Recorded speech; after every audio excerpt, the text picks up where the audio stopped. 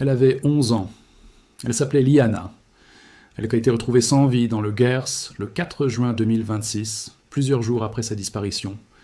Et le suspect principal dans cette affaire, Jérôme Barella, n'avait jamais été inquiété malgré plusieurs plaintes et signalements pour des violences sexuelles sur mineurs déposés bien avant ce drame. Plusieurs plaintes, plusieurs signalements. Et pourtant, rien n'avait été fait. Si ce système qui a failli à protéger Liana est le même système qui est censé protéger vos enfants, vos sœurs, vos mères aujourd'hui, alors nous avons un problème grave. Ce n'est pas une provocation. C'est au cœur d'un débat juridique et législatif qui secoue la France en ce moment même. Parce que, depuis la mort de Liana, quelque chose a changé. La France entière s'est levée. Les associations ont manifesté, les députés ont agi. Et le Premier ministre, Sébastien Lecornu, a annoncé le 23 juin 2026 que la loi intégrale contre les violences sexistes et sexuelles, les VSS, sera examinée au Parlement à la rentrée, en commission dès septembre et en séance dès le début du mois d'octobre. Cette annonce est historique. Mais ce qui compte maintenant, ce n'est pas l'annonce.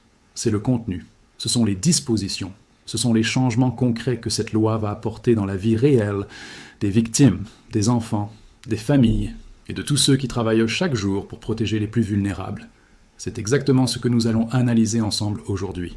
Pour comprendre pourquoi cette loi est qualifiée d'intégrale et pourquoi ce mot est si important, il faut d'abord mesurer l'état actuel du système français face aux VSS. La réalité est brutale. L'État français ne consacre que 12,7 millions d'euros par an à la lutte contre les violences sexuelles, soit 0,03% du budget de l'État. Ce chiffre est scandaleux. Il signifie que l'une des priorités les plus urgentes de la société française est financée à hauteur de presque rien. Et cette insuffisance budgétaire a des conséquences directes sur le terrain. Les associations qui accompagnent les victimes travaillent dans des conditions déplorables, sans les moyens d'accueillir toutes celles qui en ont besoin. Les enquêteurs spécialisés sont trop peu nombreux. Les professionnels de santé, d'éducation et de justice ne sont pas suffisamment formés pour identifier, traiter et signaler les situations de violence. Et les victimes se retrouvent face à un parcours judiciaire tellement long, tellement complexe et tellement épuisant que beaucoup renoncent avant même d'avoir été entendus.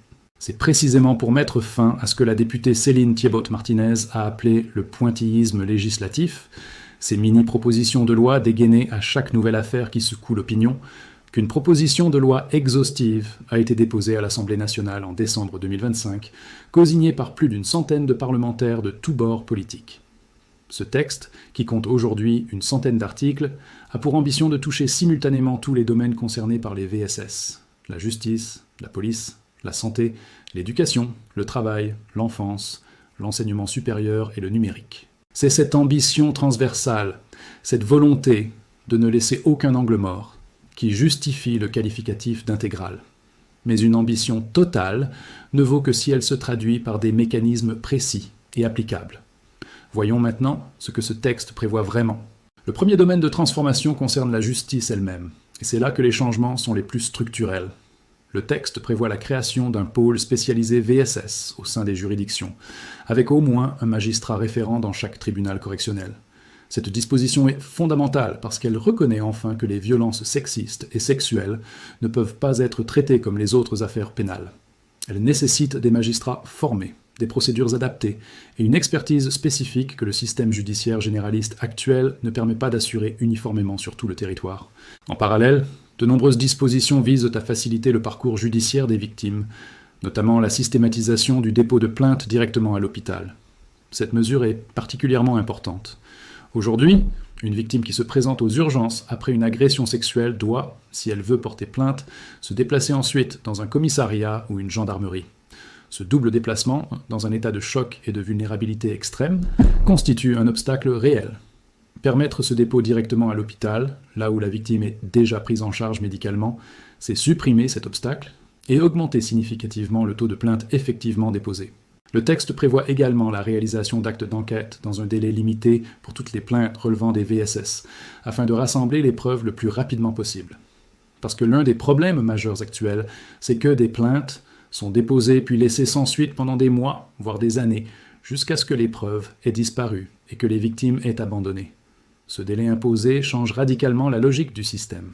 Le deuxième domaine de transformation concerne la protection de l'enfance, et il est au cœur de l'émotion suscitée par le drame de Liana. La proposition de loi prévoit l'organisation d'un entretien individuel annuel pour chaque enfant, dès la première année de maternelle, destiné à dépister toute forme de violence. Cette mesure est révolutionnaire dans sa conception. Elle signifie que l'école ne serait plus seulement un lieu d'apprentissage académique, mais un espace de détection systématique et régulière des situations de danger. Chaque enfant, chaque année, aurait un moment dédié où un adulte formé lui posera les questions nécessaires pour identifier une éventuelle situation de violence. Le texte comporte également des dispositions pour encourager les soignants à effectuer des signalements dès lors qu'ils suspectent des faits de violence, en les protégeant d'éventuelles répercussions professionnelles. Parce qu'aujourd'hui, de nombreux médecins, infirmiers et travailleurs sociaux hésitent à signaler des situations suspectes par peur des conséquences juridiques si leur signalement s'avère infondé. Cette protection explicite lève ce frein et permet aux professionnels de santé de jouer pleinement leur rôle de vigie. Le texte prévoit également que tout professionnel poursuivi pour VSS soit immédiatement écarté de ses fonctions, quelle que soit sa discipline. C'est précisément le type de mécanisme qui aurait pu protéger les victimes de Jérôme Barella, parce que le problème n'était pas l'absence de signalement, ils existaient. Le problème était l'absence de réaction systématique et immédiate face à ces signalements. Le troisième domaine de transformation concerne le monde du travail et touche directement des millions de salariés et d'employeurs français. La proposition de loi prévoit de renforcer les obligations de négociation collective en entreprise en y intégrant explicitement la lutte contre les VSS, en ajoutant cette thématique aux négociations obligatoires portant sur l'égalité professionnelle. Concrètement, toute entreprise soumise à l'obligation de négocier sur l'égalité professionnelle devra désormais inclure dans ses négociations des mesures de prévention et de lutte contre les violences sexistes et sexuelles. Le texte prévoit également de rendre obligatoire la formation des salariés à la prévention et au traitement des VSS en entreprise. Et concernant le référent harcèlement sexuel, la proposition abaisse le seuil d'obligation de 250 à 50 salariés. Ce passage de 250 à 50 signifie que des centaines de milliers d'entreprises supplémentaires devront désigner cette personne ressource, former des professionnels capables d'orienter et d'accompagner les victimes au sein même de l'entreprise, et créer ainsi un premier filet de protection dans le monde professionnel. Maintenant que nous avons analysé les principales dispositions de ce texte, la question fondamentale reste entière. Le Premier ministre lui-même a souligné que le sujet nécessiterait un travail considérable cet été pour aboutir à quelque chose à la hauteur de l'enjeu. Cette phrase est importante. Elle signifie que le texte actuel n'est pas encore dans sa forme définitive. Il sera examiné par le Conseil d'État à la mi-juillet. Les présidents des groupes parlementaires se réuniront la semaine du 20 juillet pour travailler en amont du processus législatif. Le débat commencera officiellement à la rentrée, en commission en septembre, puis en séance à l'Assemblée nationale en octobre. Le Premier ministre a promis que des décrets seront produits dès juillet, août et septembre pour les mesures qui n'attendent pas. Ce que cette loi représente, au-delà de ses articles et de ses mécanismes techniques, c'est un changement de regard de la société française sur les violences sexistes et sexuelles. Un changement qui dit que ces violences ne sont plus une affaire privée, un drame personnel, une question secondaire. Elles sont une priorité nationale, un enjeu de civilisation, un test de notre capacité collective à protéger les plus vulnérables. Et Liana, cette petite fille de 11 ans dont le prénom restera dans l'histoire juridique française, mérite que ce test soit enfin réussi.